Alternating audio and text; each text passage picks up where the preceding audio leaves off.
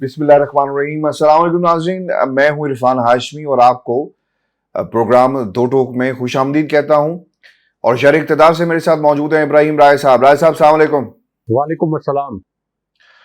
राय साहब, तीन खबरों पर तफसील से हम बात करेंगे। पहली खबर, सुप्रीम कोर्ट से क्या बड़ा फैसला आया और किस किस पर तौहीने अदालत जो है वो लगने जा रही है और किस किस को तौहीने अदालत का सामना है, इसकी तफसील शेयर करेंगे अपने सुनने वालों के साथ। और फिर सुप्रीम कोर्ट के पिछले दरवाजे से चीफ जस्टिस ऑफ पाकिस्तान पर कैसे हमला हुआ और ये दरवाजा किसने खोला, ये भी बताएंगे आज के इस प्रोग्राम में। और फिर राय साहब, जनरल बाजवा ने अपनी ही तीन जर्नैलों के पर मुख्तलिफ किस्म के जो इल्ज़ामात लगाए हैं और किस तरह से ये हमला किया गया है जनरल बाजवा की तरफ से, ये भी बताएंगे आज की इस नशिस्त के अंदर। राय साहब, जनरल बाजवा हर गुजरते दिन के साथ पाकिस्तान, क्या मैं ये समझता हूं कि फौजी तारीख के मोस्ट कंट्रोवर्शियल जनरल जो हैं वो साबित हो रहे हैं इस खित्ते में।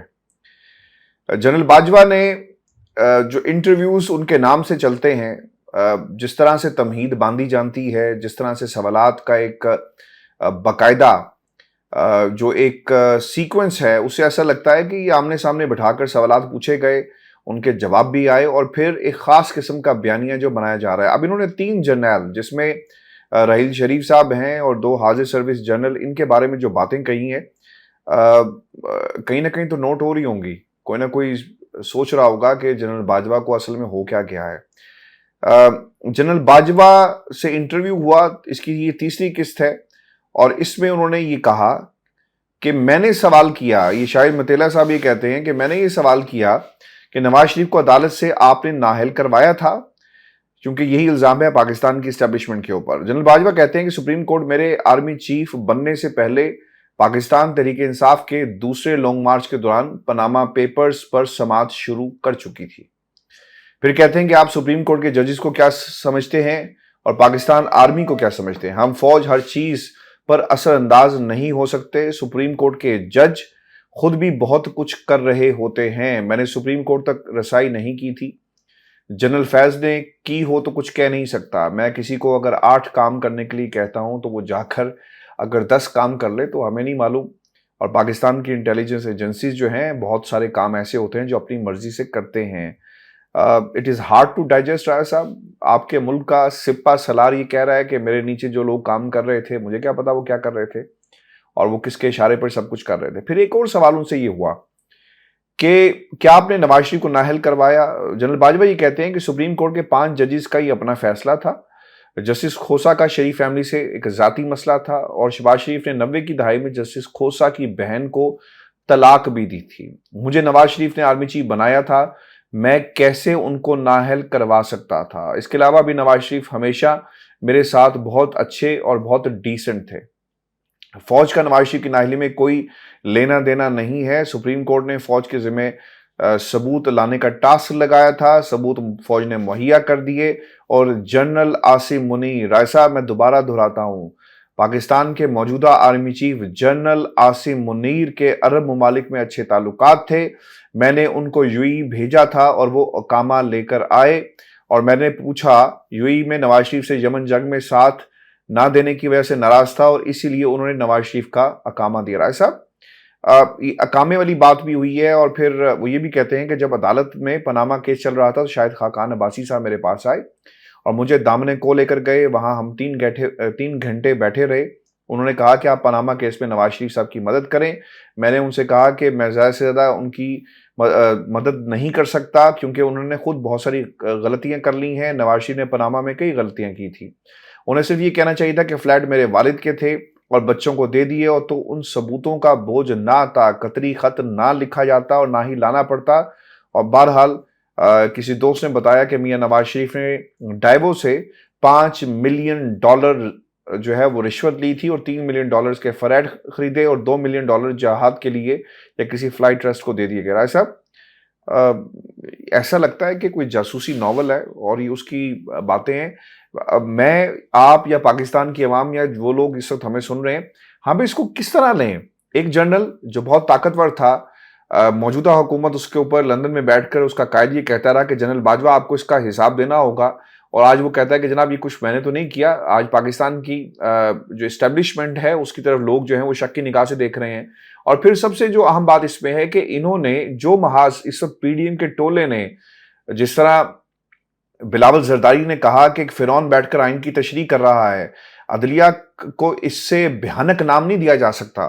चीफ जस्टिस ऑफ पाकिस्तान को ये जो हमने बात की कि दरवाजे से हमले हो रहे हैं, पिछले दरवाजे से, इससे ज्यादा खतरनाक काम नहीं हो सकता, ये नाम दिए जा रहे हैं।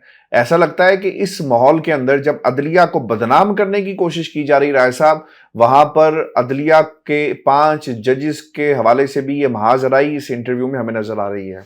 योर टेक ऑन दिस, राय साहब? देखिए आशिफ साहब, एक तो जनरल बाजवा एक बहुत बड़े ऑफिस में, यानी आर्मी चीफ का ऑफिस, जो एक बहुत बड़ा ऑफिस होता है, उस बहुत बड़े ऑफिस में बैठे हुए एक इंतहाई छोटे शख्स साबित हुए हैं। जनरल बाजवा, जिनका बज़ाहिर कद कुछ 6-6.5 फुट लगता है, लेकिन वो 1 फुट के बोने साबित हुए हैं। पाकिस्तान की तारीख के सबसे गैर मकबूल, सबसे मुतनाज़ा सिपा सालार, और शायद पिछले 50 साल के अंदर पूरी दुनिया के अंदर जो सबसे कंट्रोवर्शियल सिपा सालार आए हैं, जिन्होंने अपनी फौज को तबाह कर दिया, जिन्होंने अपने मुल्क को तबाह कर दिया, जिन्होंने अपनी एक्सटेंशन के लिए अपने मुल्क में इंतशार फैला दिया, जिन्होंने अपने मुल्क के अंदर नफरत के बीज बो दिए, सिर्फ जाती मकासद के लिए, अपने सियासी मकासद के लिए, और मुबैना तौर पर अपने और अपने समदी के कारोबारी मकासद के लिए। अब आप देखें आशमी साहब कि जनरल बाजवा की तोपों का रुख, और जनरल बाजवा ने अब फौज को किस तरीके से नुकसान पहुंचाया है कि फौज के 3 जनरल्स, जो के बड़े हाई प्रोफाइल जनरल्स हैं, उनके ऊपर बरह रास्त इल्जामात लगा दिए। यानी जनरल बाजवा, जो खुद एक इंतहाई छोटे आदमी साबित हुए हैं, उन्होंने सबसे पहले जनरल राहिल शरीफ पर इल्जाम लगाया। ये जो उनका एक नया इंटरव्यू आया, जो उन्होंने शायद मेतला साहब को दिया, वो ये कहते हैं कि जनरल राहिल शरीफ जो हैं, ये एक्सटेंशन के लिए नवाज शरीफ के पास जाते थे जनरल रिजवान अख्तर के साथ, और जनरल रिजवान अख्तर और जनरल राहिल शरीफ नवाज शरीफ को ये कहते थे कि जनरल राहिल शरीफ को 3 साल की एक्सटेंशन दी जाए। लेकिन जनरल रिजवान अख्तर, जो उस वक्त DGISI थे, वो जब अकेले नवाज शरीफ से मिलते थे तो ये कहते थे कि जनरल राहिल को आप 1 साल की एक्सटेंशन दें, क्योंकि 1 साल के बाद जनरल आपके जो रिजवान अख्तर हैं, इनका कोई नंबर आ जाता सीनियरिटी लिस्ट में, तो इस वजह से वो कहते थे कि 1 साल की एक्सटेंशन दे, जब जनरल राहिल शरीफ उनके मुंह पर नहीं होते थे। उसके बाद वो ये कहते हैं कि जनरल राहिल शरीफ ने ये जो डॉन लीग्स, जो पाकिस्तान की फौज के खिलाफ बदतरीन साजिश करार पाई थी, इसके अंदर कुछ भी नहीं था, ये एक फसाना था। ये जनरल राहिल शरीफ ने जानबूझकर ये फसाना गढ़ा, और इसका मकसद ये था कि वो एक्सटेंशन हासिल कर सके। यानी मरियम नवाज के कहने पर ये एक, आप कह लें, स्पॉन्सर्ड इंटरव्यू जनरल बाजवा ने पूरी प्लानिंग के साथ मरियम नवाज के साथ फिक्स करके ये मैच, ये इंटरव्यू दिया, और मरियम नवाज ने इसके ऊपर ट्वीट्स भी किए जो कि पहले से लिखे गए थे। उसके बाद राय साहब, मैं थोड़ा सा आपकी सेफ्टी के लिए भी परेशान हूं कि पता लगे कि तानू भी FIA ने जो है को नोटिस दे छड़िया कि तुसी कही जा रहे हो कि मरियम नवाज ने करवाया सब कुछ।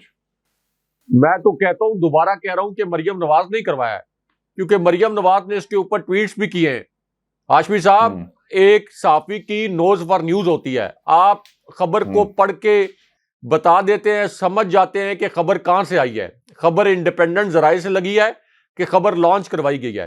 किसी के पास भी ये इंटरव्यू होता तो जाहिर है कि वो इसको शाया करता। इसमें कोई, शायद मेतला साहब को मैं कोई इल्जाम नहीं दे रहा, लेकिन ये एक मरियम नवाज ने जो जनरल बाजवा को बताया, इरफान सिद्दीकी साहब के जरिए बताया गया होगा या किसी और के जरिए बताया गया होगा कि इस किस्म की बातें आपने करनी है, वो तमाम बातें जो हैं वो जनरल बाजवा ने की।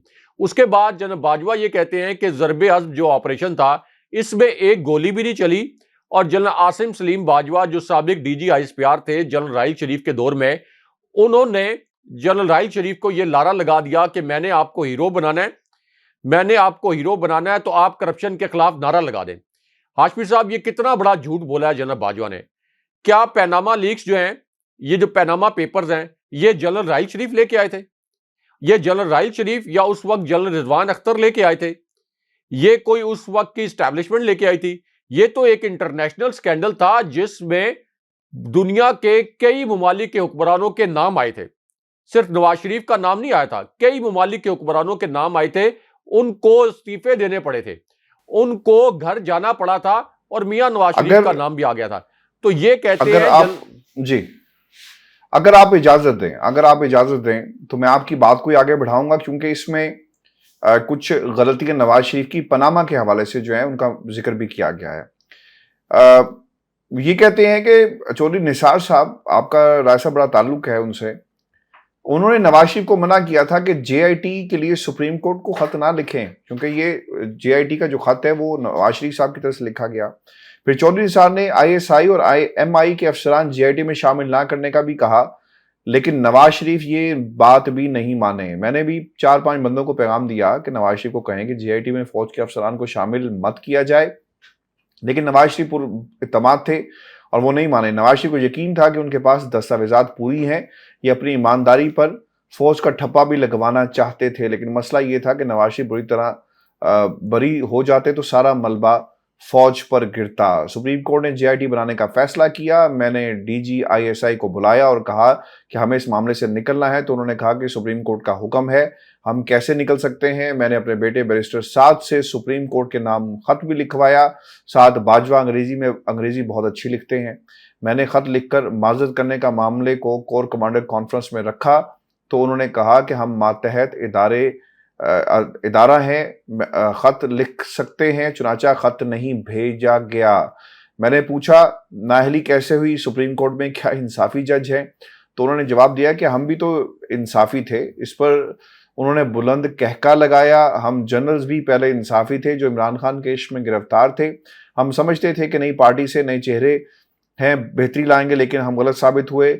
बहरहाल 3 वजूहात की बिना पर मुझे नून लीग के दौर में दबाव था। नून लीग की हुकूमत आई तो उसने मुशर्रफ पर आर्टिकल 6 लगा दिया। फिर पनामा पेपर्स आ गए, मीडिया में हर तरफ वज़ीर-ए-आज़म चोर है कि गर्दान शुरू हो गई। फिर डॉन लीग्स का ट्वीट्स वापस लेने की वजह से भी फौज के अंदर से दबाव था। डॉन लीग्स का ट्वीट वापस लेने के बाद मरीम नवाज के स्ट्रेटेजिक मीडिया सेल ने फौज की बैंड बजा दी थी कि 71 के बाद फौज की दूसरी पसपाई हुई है। राय साहब, मैं पंजाबी में सिर्फ ये पूछूंगा, यह हो ही रहा है? The gentleman has lost his plot, कहना क्या चाहते हैं ये तो आशिफ साहब मरियम नवाज को हीरो बनाने की इन्होंने कोशिश की कि मरियम नवाज के मीडिया सेल ने हमारी बैंड बजा दी। हीरोइन हीरो नहीं, हाँ हीरो फिल्म की हीरोइन। जी जी नहीं, वो जिसमें आप अक्सर ऑस्कर ही देते ना, उस फिल्म की हीरोइन। जी, तो इन्होंने ये जाहिर करने की कोशिश की कि मरियम नवाज ने मजामत करके कोई फौज को पीछे धकेल दिया। यानी कितनी इन्होंने अजीबोगरीब बात की, तशबीह दी 1971 की जंग से कि 1971 की जंग के बाद हमारी ये दूसरी पसपाई थी। किस तरह से ये फौज की तस्दीक कर रहे हैं। एक तो फौज के अंदर से इसके ऊपर मुझे यकीन है कि रद्द-ए-अमल आ रहा होगा। जना आसिम मुनीर भी और फिर उनके नीचे जो एस्टैब्लिशमेंट है वो भी इस पर बड़ी नाना होगी कि इनकी तो पेंशन भी रोकनी चाहिए, इनकी जो मराहत हैं वो भी रोकनी चाहिए। अदरवाइज भी इन्होंने वैसे बड़े असासे बनाए हुए हैं जिसकी अभी तक कोई वजाहत इन्होंने नहीं दी। हाशमी साहब, आप ये देखें कि ये कह रहे हैं, और हमारे एक सहाफी दोस्त को पकड़ लिया, और हमारे एक सहाफी दोस्त को पकड़ लिया और उससे ये पूछा गया कि तुम्हें ये इंफॉर्मेशन कहां से मिली है। राय साहब, इसमें ये भी ऐड कर दीजिएगा, आप कंटिन्यू कीजिएगा अपनी बात को, कि क्या इमरान खान, पाकिस्तान पीपल्स पार्टी, नून लीग, सब लोगों को मिलकर जनरल बाजवा का जो है वो डिमांड नहीं करना चाहिए कोर्ट मार्शल हो? ये भी ऐड कर दीजिएगा। देखिए, ये मरियम नवाज के मीडिया सेल की जो इन्होंने बात की, उस वक्त मरियम नवाज का मीडिया सेल प्रोपेगेंडा करने के बावजूद, चूंकि तहरीक इंसाफ मुकम्मल तौर पर फौज के साथ एक पेज पर थी, तो ये मुकम्मल इनका प्रोपेगेंडा नाकाम हो गया था। जनरल बाजवा ने यह साबित कर दिया कि वो और उनके सुसर उस वक्त पूरी तरीके से सियासत में मुलविस थे, जो 3-4 नुकात आप आगे जाकर उनके सुसर के मुतल्लिक भी पढ़ेंगे इसी इंटरव्यू के मुतल्लिक। उसके बाद आशमी साहब, आप ये देखें कि ये जनरल आसिफ गफूर जो सिटिंग कोर कमांडर हैं, उनके ऊपर भी इन्होंने इल्जाम लगा दिया। यानी खुद को बड़ा मुखलिस जाहिर करने के लिए नवाज शरीफ के साथ ये कहते हैं कि जब डॉन लीग्स का एक अधूरा नोटिफिकेशन जारी किया नून लीग की हुकूमत ने, एक तरफ ये कहते हैं कि डॉन लीग्स एक फसाना था जो कि जनरल राहील शरीफ ने घड़ा था और उसके जरिए वो मियां नवाज शरीफ पर दबाव डालना चाहते थे ताकि उनको एक्सटेंशन मिल जाए। आर्मी चीफ, यानी एक आर्मी चीफ के मुतल्लिक किस तरह की ये हर्जा सराई कर रहे हैं। उसके बाद ये कहते हैं कि जिस वक्त एक नोटिफिकेशन मैंने फौज के अंदर से जो मेरे ऊपर दबाव आया तो मैंने कहा ये इंक्वायरी कराएं, और जब एक अधूरा नोटिफिकेशन जारी हुआ तो मैंने कोई अंग्रेजी में इस हुकूमत को बुरा भला कहा, और फिर मैंने जनरल आसिफ गफूर को कहा कि हुकूमत से रब्ता करें और उन्हें कहें कि इसका एक कंप्लीट नोटिफिकेशन जारी करें। तो जनरल आसिफ गफूर ने आज खुद एक ट्वीट कर दिया कि नोटिफिकेशन इज रिजेक्टेड। आप अंदाजा कर लें कि DGISPR क्या आर्मी चीफ की इजाजत के बगैर इस तरह का ट्वीट कर सकते हैं। सारा मलबा जो है वो जनरल आसिफ गफूर पर डाल दिया, यानी हर जनरल को ये कंट्रोवर्शियल बनाने की कोशिश कर रहे हैं। उसके बाद ये कहते हैं कि चूंकि नवाज शरीफ ने चीन जाना था तो मैंने ये रियलाइज किया कि चीन जाने से पहले हम ये ट्वीट वापस ले लें, क्योंकि चीन में जब नवाज शरीफ जाएंगे तो ये तासुर बनेगा कि फौज तो इनके अख्तियार में नहीं है, तो नवाज शरीफ की सुबकी होगी, पाकिस्तान की सुबकी होगी। अब जरा ये पॉइंट जनाब बाजवा का अपने जहन में रखें। और इमरान खान साहब ने जब रूस का दौरा किया था, इमरान खान साहब ने रूस और यूक्रेन की जंग में एक न्यूट्रल पॉलिसी बनाने का फैसला किया था, तो जनाब बाजवा ने एक इलेक्टेड प्राइम मिनिस्टर के खिलाफ एक तरह से स्टेटमेंट दे दिया था, जब एक सिक्योरिटी फोरम पर उन्होंने रूस की मजम्मत कर दी, अमेरिका का साथ देने का ऐलान कर दिया, और जो फॉरेन पॉलिसी इमरान खान साहब ने बनाई थी आइन के आर्टिकल की, आइन की खिलाफ वर्जी करते हुए, अपने हलफ की खिलाफ वर्जी करते हुए, उसके अगेंस्ट जनाब बाजवा ने बयान दे दिया। तो क्या उस वक्त आपको ख्याल नहीं था कि इमरान खान साहब प्राइम मिनिस्टर हैं, तो आप किस तरीके से इमरान खान साहब की बनाई फॉरेन पॉलिसी के अगेंस्ट बयान दे सकते थे? उसके बाद ये कहते हैं कि मैं नवाज शरीफ के पास गया तो वो मुझे बड़े डिसेंट तरीके से मिले, बाहर आकर उन्होंने मेरा इस्तकबाल किया और मुझे उन्होंने कहा कि जनरल साहब आप बस गुस्सा ना किया करें। तो मुझे ये एहसास हुआ कि मुझसे कोई गलती हो गई है। अब हाशमी साहब ये जो कह रहे हैं कि नवाज शरीफ मेरे साथ बड़े डिसेंट रहे, नवाज शरीफ इतने ही डिसेंट रहे कि उन्होंने ये कहा था कि मैं जनरल बाजवा के खिलाफ जब इक़्तिदार में आऊंगा तो आर्टिकल 6 के तहत इनके खिलाफ गद्दारी का मुकदमा चलाऊंगा। ये डिसेंसी थी नवाज शरीफ की जनरल बाजवा के लिए। उसके बाद जनरल फैज हमीद के ऊपर देखें, 3-4 इन्होंने इल्जामात आयद कर दिए, यानी जनरल फैज हमीद को भी कंट्रोवर्शियल बना दिया। जनरल रिजवान अख्तर के मुतल्लिक कहा कि वो सियासत के अंदर मुदाखलत कर रहे थे, मेरे पास ये रिपोर्ट्स थी, और बाद में वो करप्शन में भी मुलविस पाए गए तो मैंने उनको फारिग कर दिया। आप अंदाजा करें कि जनरल रिजवान अख्तर को भी कंट्रोवर्शियल कर दिया, करने की कोशिश की।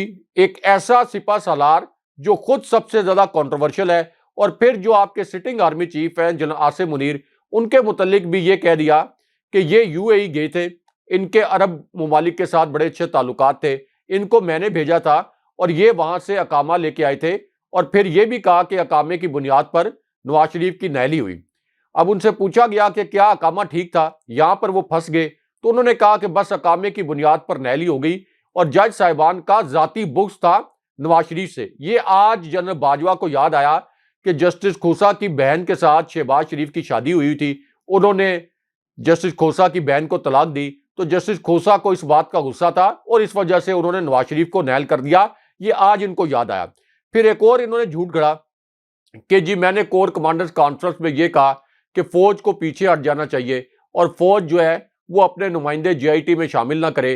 तो कोर कमांडर्स ने ये कह दिया कि नहीं, ये तो सुप्रीम कोर्ट का ऑर्डर है, तो एक इदारे के तौर पर हमारा फर्ज बनता है कि हम सुप्रीम कोर्ट की मामनत करें। यानी ये भी एक और बहुत बड़ा झूठ। ये जो अपने बेटे के जरिए खत लिखवाने के लिए कहा, इस खत का क्या सबूत है?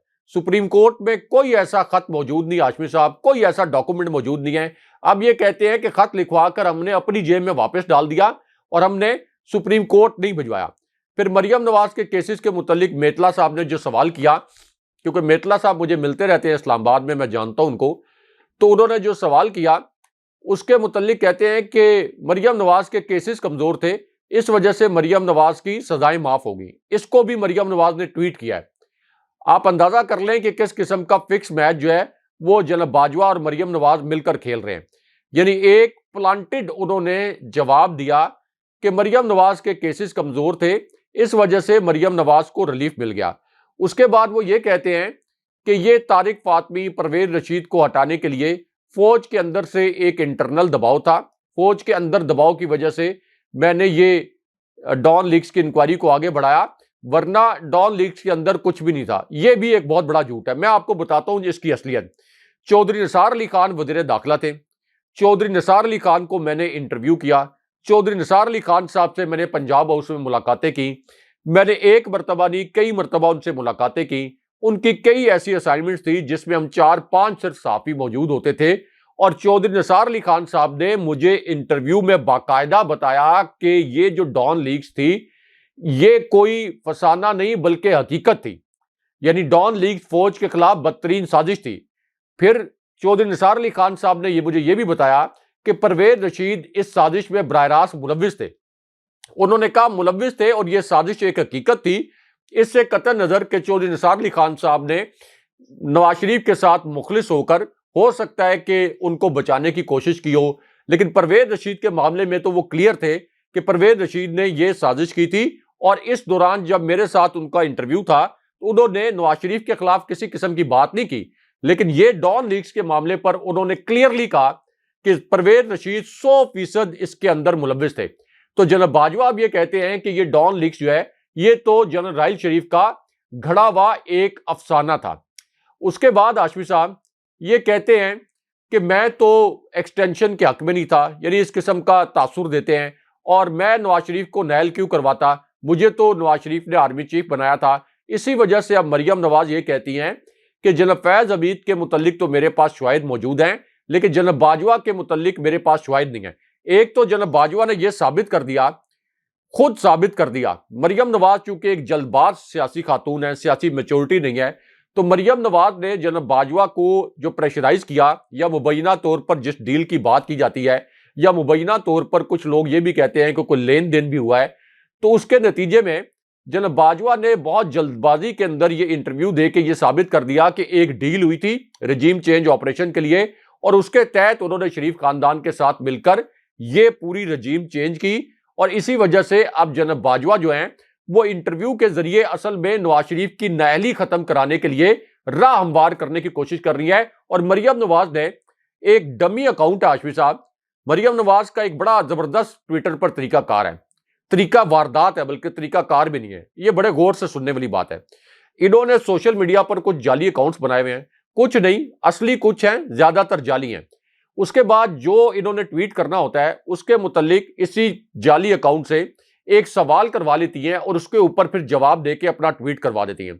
तो अब जनरल बाजवा के इस इंटरव्यू के जो मुख्तलिफ इक्तबासात थे, खासतौर पर मरियम नवाज के मुतल्लिक और नवाज शरीफ के मुतल्लिक, वो उन्होंने एक जाली अकाउंट के जरिए ट्वीट करवाए, और उसके ऊपर मरियम नवाज ने जवाबी ट्वीट करके खुद को बेगुनाह साबित किया, और जनरल बाजवा को एक मोतबर गवाही ठहरा कर यह कहा कि देखिए अब तो जनरल बाजवा भी मान गए कि मरियम नवाज के केसेस कमजोर थे, और नवाज शरीफ को जो है वो नायल करवाया गया जज साहिबान की तरफ से, और जज साहिबान मुतासिब थे। पूरा हाशमी साहब ये एक ड्रामा रचाया गया है। लेकिन इसमें सबसे अफसोसनाक बात यह है कि इन्होंने सिटिंग आर्मी चीफ को अंडरमाइन किया है, सिटिंग आर्मी चीफ को अंडरमाइन किया है। उसके बाद आप देखें कि जनरल आसिम सलीम बाजवा जो साबिक डीजी आईएसपीआर थे, उनके मुतल्लिक कहा कि उन्होंने मुझसे माफी मांग ली। जनरल राहिल शरीफ, जिनकी मैसिव रिस्पेक्ट है फौज के अंदर, जनरल राहिल शरीफ की मैसिव रिस्पेक्ट है अभी भी, उनको किस तरीके से उन्होंने बदनाम करने की कोशिश की। और आखिरी कमेंट में इसके अंदर ऐड कर दूं, उसके बाद 3 बड़े मजे के पॉइंट्स हैं जो आपने मुझे बताने और व्यूअर्स को बताने हैं। ये जो उन्होंने कहा कि मुशर्रफ के ऊपर आर्टिकल 6 जो है लगाकर बड़ी गलती की नवाज शरीफ ने, क्योंकि फौज जो है वो अपने आर्मी चीफ का बड़ा ख्याल करती है, इस वजह से फौज के अंदर से एक रिजेंटमेंट आया और फौज फिर नवाज शरीफ के खिलाफ हो गई थी। इसमें शायर असल में यह कह रहा है कि मेरे खिलाफ जनरल आसिम मुनीर साहब अगर कोई कार्रवाई हो तो खुदारा आप रोकिएगा, मैं भी आर्मी चीफ रहूं। अब आशफी साहब इसमें हकीकत यह है कि परवेज मुशर्रफ जो है उन्होंने एनआरओ तो दिया, लेकिन उसके बावजूद वो फौज के अंदर बहुत मकबूल रहे, आखिरी वक्त तक बहुत मकबूल रहे, उनकी बहुत रिस्पेक्ट थी फौज में। इसके बावजूद कि उन्होंने एनआरओ दिया, इसके बावजूद वो अवाम में भी उनकी किसी हद तक कबूलियत थी, लेकिन फौज के अंदर वो मकबूल थे, इस वजह से रिएक्शन आया। मैं आपको गारंटी करता हूं कि अगर जनरल बाजवा का कोर्ट मार्शल किया जाए, जनरल बाजवा का कोर्ट मार्शल किया जाए, और यह बात जो मौजूदा फौजी क़यादत है उनको भी पता होगी, क्योंकि जिस तरह से जनरल आसिम मुनीर की तकर्री की समरी जनरल बाजवा ने रोकी, तो क्या जनरल आसिम मुनीर को यह बात पता नहीं होगी? अगर अभी जनरल बाजवा का कोर्ट मार्शल किया जाए तो शायद कोई एक फौजी भी ऐसा ना हो जो कि इस बात पर मदामत करे या जिसको अफसोस हो। पाकिस्तान की फौज के तमाम जो एहलकार हैं, तमाम ऑफिसर्स, तमाम जो जनरल्स हैं, तमाम मेजर जनरल्स, नीचे के लेवल से लेकर ऊपर तक, हर कोई इस कोर्ट मार्शल की हिमायत करेगा। जितनी तबाही और बर्बादी इन्होंने फौज की, जितनी तबाही और बर्बादी इन्होंने मुल्क की और इस मुल्क में नफरत के बीज बोए सिर्फ एक्सटेंशन लेने के लिए। एक आखिरी कमेंट हाशमी साहब, जनरल बाजवा जो इस वक्त खुशामदे कर रहे हैं मरियम नवाज की और नवाज शरीफ को खुश करने के लिए, नवाज शरीफ की नाअहली का रास्ता खत्म करने के लिए, जनरल बाजवा की हकीकत नून लीग भी जानती है। आप पूछें जाकर ख्वाजा आसिफ से, मरियम औरंगजेब साहिबा से और जो नून लीग के दीगर रहनुमा हैं, ये तो कहते हैं कि जनरल बाजवा इस किस्म के करैक्टर हैं कि हमने इस किस्म का करैक्टर कभी जिंदगी में हमारा उससे वास्ता नहीं पड़ा कि ये आखिरी 6 महीने के लिए एक्सटेंशन के लिए, यानी जब शहबाज शरीफ की हुकूमत आ गई थी तो मजीद 6 माह की एक्सटेंशन के लिए में आखिरी वक्त तक ब्लैकमेल कर रहे थे, आखिरी वक्त तक हमें मार्शल लॉ लगाने की धमकियां दे रहे थे और army chief general Asim Munir की तकर्री की समरी इन्होंने रोकी थी। इसी वजह से ख्वाजा आसिफ और राना सनाउल्लाह ने फिर यह स्टेटमेंट दिए थे कि अगर अब भी समरी ना आई तो हम आज खुद नए आर्मी चीफ की तकर्री का ऐलान कर देंगे। तो उस वक्त जनरल बाजवा बिल्कुल कॉम्प्रोमाइजिंग सिचुएशन में थे, फौज के अंदर इनकी सेह खत्म हो चुकी थी, तो इस वजह से इन्होंने चारों नाचार फिर वो समरी भेजी, यानी आखिरी वक्त तक इनको एक्सटेंशन की लालच थी। तो ये है जनरल बाजवा जो एक बहुत बड़े ऑफिस के अंदर बैठे हुए एक छोटे से इंसान साबित हुए हैं और चूंकि इनका ओथ भी इजाजत नहीं देता, इस वजह से मेरा गुमान यह है कि शायद इनके खिलाफ फौज के अंदर से रिजाइनमेंट आएगा और हो सकता है इनके खिलाफ फौज के अंदर से कार्रवाई भी हो। अच्छा साहब, सुप्रीम कोर्ट ऑफ पाकिस्तान में समाअत जारी है और 3 इंतहाई अहम निकात और रिमार्क्स जो दिए गए हैं आज जजेस की तरफ से। एक तरफ चीफ जस्टिस ऑफ पाकिस्तान है और दूसरी तरफ जस्टिस मंदोखेल हैं, जिनके हवाले से कुछ कंट्रोवर्सीज पाई जाती हैं और ये वही बातें कर रहे हैं जो हमने पहले दिन से सुनी। इस वक्त जो वफाकी वज़ीर कानून है आज़म नज़ीर तारड़, जब ये फैसला आया जो बात उन्होंने उस वक्त कही, आज भी वही बातें दोबारा दोहराई जा रही हैं। आज की समाअत में जो अहम सवालात उठाए गए चीफ जस्टिस की तरफ से, वो ये कहते हैं कि आइन के मुताबिक साफ और शफाफ इंतखाबात होने चाहिए। चीफ जस्टिस ने यह भी कहा कि मुल्क में साल 2023 में इंतखाबात होने थे तो बजट क्यों नहीं रखा गया। आपको याद होता है राय साहब कि बजट रखना बहुत ही जरूरी है, लेकिन बजट नहीं रखा गया।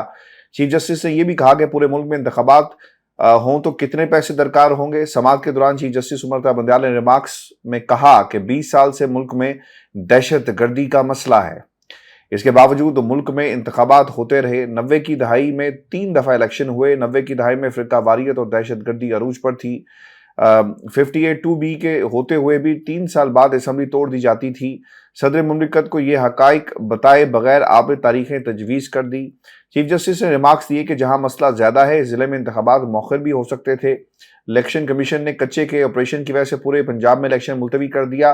KPK में इलेक्शन की तारीख देकर वापस ले ली गई। 8 अक्टूबर की तारीख पहले से मुकर्रर की गई। 8 अक्टूबर को कौन सा जादू हो जाएगा जो सब ठीक हो जाएगा। इस पर जवाब भी आया और उन्होंने कहा कि जनाब ये तो हमने एक अबूरी सा जायजा लिया है, वक्त आने पर देखा जाएगा कि हमने करना क्या है। अच्छा राय साहब, इसके बाद जस्टिस मंदोखेल जो हैं, एक मुझे तो ऐसा लगा कि उन्होंने यू टर्न लिया है अपनी जो पिछली समाअत में जो रिमार्क्स दी हैं। जस्टिस मंदोखेल जब समाअत शुरू हुई है तो ये कहते हैं कि मैंने अपने तफसीली ऑर्डर पर आज भी मैं कायम हूँ। फैसले का एक हिस्सा इंतजामी इख्तियारात के रूल से मुतल्लिक है। चीफ जस्टिस को कहेंगे कि रूल्स देखने के लिए जजेस की कमेटी बनाई जाए। जजेस की कमेटी इंतजामी इख्तियारात के रूल्स को देखे। फैसले के दूसरे हिस्से में 4 जजेस ने अस खुद नोटिस और दरखास्तें मुस्तरद की हैं। 4 जजेस का फैसला ही ऑर्डर ऑफ द कोर्ट है।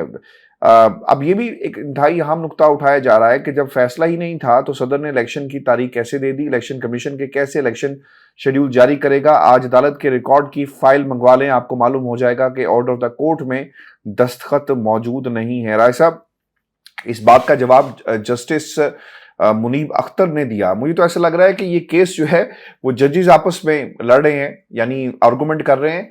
आर्गूमेंट आने चाहिए सामने से। दरखास्त गुजार तो इसमें कोई नहीं है, लेकिन जो फरीकैन है जिनको बनाया गया उनकी तरफ से आने चाहिए। PTI जो स्टेक होल्डर है उनकी तरफ से आने चाहिए। लेकिन यहाँ पर जजेस जो है एक दूसरे की बातों का जवाब दे रहे हैं। और जस्टिस मुनीब अख्तर ये कहते हैं कि क्या मुख्तसर हुक्मनामे में लिखा है कि फैसला 4-3 का है। 1 मार्च के फैसले में कहीं दर्ज नहीं कि फैसला 4-3 का है। इख्तिलाफ राय जज का हक है। जजिस की अकलियत किसी कानून के तहत खुद को अक्सरियत में होने का दावा नहीं कर सकती। जस्टिस जमाल मंदोखिल का कहना था कि गुज़श्ता रोज के रिमार्क से फैसले के इंतजामी हिस्से की हद तक थे। जस्टिस मुनीब अख्तर ने यह कहा कि खुली अदालत में 5 जजेस ने मुकदमा सुना है और फैसला देकर दस्तखत भी किए। फौज ने इलेक्शन कमीशन को सिक्योरिटी देने से इनकार किया। जस्टिस मुनीब अख्तर कहते हैं आर्टिकल 17 वोटिंग का हक पुरअमन माहौल में पूरा होने की बात करता है। आइन के मुताबिक इंतखाबात साफ शफाफ पुरअमन साजगार माहौल में होने चाहिए। इलेक्शन के लिए मुख्तलिफ फोर्सेस की 4,12,000 की नफरी मांगी गई जो कि मौजूद ही नहीं थी। तो राय साहब ये एक सूरत हाल पैदा हुई है इस समात के दौरान। और हम ये जो बात हमेशा से करते हैं कि जजेस स्पीक थ्रू द जजमेंट, ऐसा नहीं लग रहा है, यहाँ पर लग रहा है कि जजेस speak themselves not through the judgment. और यहाँ पर एक सूरत हाल पैदा हो गई। राय साहब पाकिस्तान पीपल्स पार्टी का मौक़िफ़ बड़ा क्लियर है और वो ये कहते हैं कि ऐसा नहीं हो सकता। और फिर आपने देखा होगा कि प्रोसीजर एक कानून साजी भी कर दी गई है। 184 की जो पावर्स हैं चीफ जस्टिस ऑफ पाकिस्तान की उसे कर्टेल कर दिया गया। और फिर ये भी कहा गया कि आप देखें ये दूसरे हाउस में जाता है, वहाँ से चीज़ें होंगी कि नहीं, टाइमिंग बड़ी इंपॉर्टेंट है। और जो सबसे अहम सवाल ये है कि अगर खुद नोटिस कर्टेल कर दिया गया है, कमेटी 3 मेंबर्स की कमेटी जो है फैसला करेगी और उसमें एक टाइमलाइन बता दी गई है कि अवामी नोयत के मामलात जो हैं उसे किस तरह देखा जाएगा, उस पर एक बेंच बनाने का इख्तियार किसके पास होगा। और फिर कॉन्स्टिट्यूशनल मामलात के अंदर लार्जर बेंच होगा, 5 रुकनी बेंच होगा, ये भी बता दिया गया। लेकिन राय साहब सबसे अहम सवाल ये है कि अभी क्यों, क्योंकि सदर पाकिस्तान ने भी अपना कंसर्न शो किया है और जब ये सदर साहब के पास बिल जाएगा दस्तखत के लिए तो क्या दस्तखत करेंगे या फिर रेफरेंस बनाकर सुप्रीम कोर्ट के पास भेजा जा सकता है और उन्हें कहें कि जनाब आप इस पर रहनुमाई करें, क्योंकि ये एक ऐसा मामला है जिसकी टाइमिंग पर बहुत सारे सवालात उठाए जा रहे हैं। जी राय साहब। एक तो आशफी साहब नवाज शरीफ की परवाज रुक गई। ये जो उन्होंने सुप्रीम कोर्ट के कवायदो ज़वाबित के मुताबिक नाम नहाद बिल इंट्रोड्यूस करवाया है, इसके अंदर इन्होंने ये भी कोशिश की है कि एक अपील का हक दे दिया जाए और फिर उसके ज़रिए जब जस्टिस बंदयाल साहब रिटायर होंगे, जब उनके ओहदे की मियाद सितंबर में ख़त्म होगी, ये जो 8 अक्टूबर का प्लान दिया गया ये इसी वजह से दिया गया कि सदर आरिफ अलवी भी सितंबर में उनके ओहदे की मियाद ख़त्म हो रही है और सितंबर में जस्टिस बंदयाल साहब के ओहदे की मियाद भी ख़त्म हो रही है।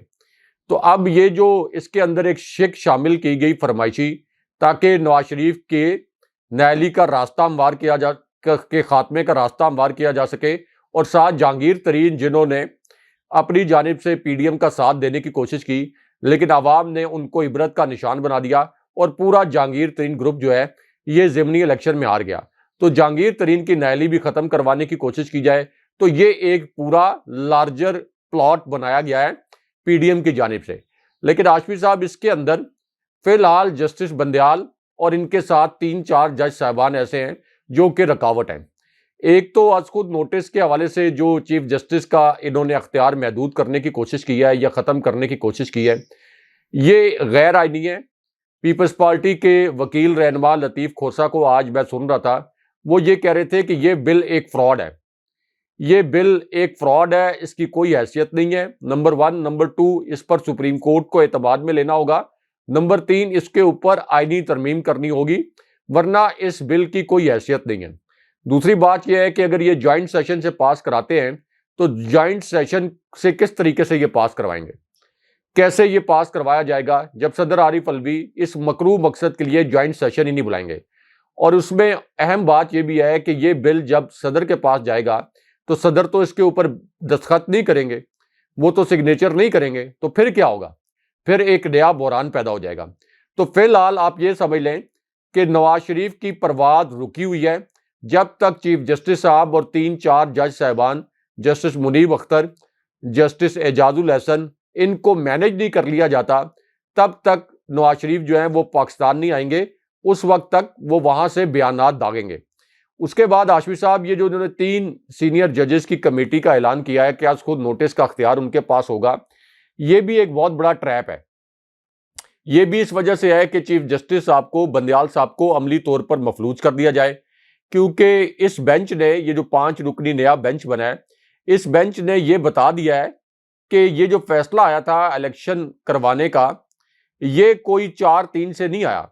यानी ऐसा नहीं है कि 4 जजों ने वो पिटीशन मुस्तरद कर दी हो, जिस तरह जस्टिस मंसूर अली शाह और जस्टिस जमाल मंदोखेल के मुतल्लिक एक गलत तासुर फैलाया जा रहा है।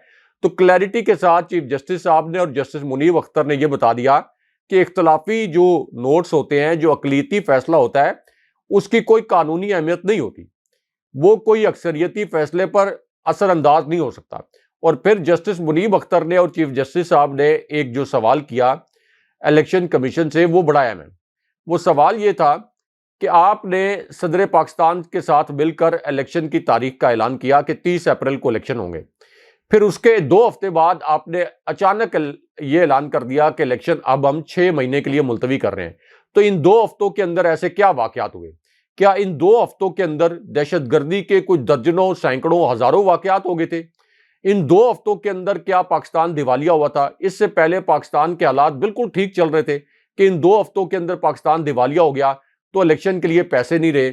इन 2 हफ्तों के अंदर ऐसा क्या हुआ कि इलेक्शन कमीशन सदर की मशावरत से इलेक्शन की तारीख 30 अप्रैल अनाउंस करने के बाद ये अक्टूबर 8 के ऊपर ले गया? इसका मतलब यह है कि इलेक्शन कमीशन ने मरियम नवाज की जाती कठपुतली बनकर यह सारा काम किया था। फिर चीफ जस्टिस साहब के जो रिमार्क्स थे सबसे अहम कि हम खला में चीज़ों को नहीं देख सकते, हमने आइन के तहत ही हर चीज़ का फैसला करना है, और आइन ये कहता है कि 90 दिन के अंदर इलेक्शन होंगे, जो कि 30 अप्रैल को पूरे हो रहे हैं। अब हाशमी साहब चीफ जस्टिस साहब पर हमला करके सिसिलियन माफिया की तरह इन्होंने उनको धमकाने की तो कोशिश की है। अब तक तो ये लग रहा है कि चीफ जस्टिस साहब ने तारीख में और तारीख के दुरुस्त सिरे पर खड़े होने का फैसला किया है, और इसी तरह जो दीगर जज साहिबान हैं उन्होंने भी, कि वो तारीख के दुरुस्त सिरे पर खड़े हो जाएं।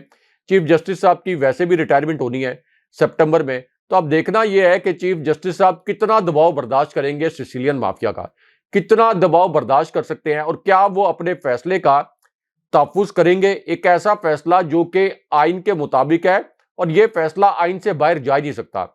मैं एतजाज अहसन साहब को भी सुन रहा था, वो भी ये कह रहे थे कि सुप्रीम कोर्ट और चीफ जस्टिस साहब चाहें भी तो इस फैसले से बाहर नहीं जा सकते, क्योंकि आइन को रीराइट नहीं किया जा सकता। सवाल ही नहीं पैदा होता कि इलेक्शन कमीशन के कहने पर यह फैसला जो है वो चीफ जस्टिस और सुप्रीम कोर्ट तब्दील करें, 90 दिन के अंदर ही इलेक्शन करवाने होंगे।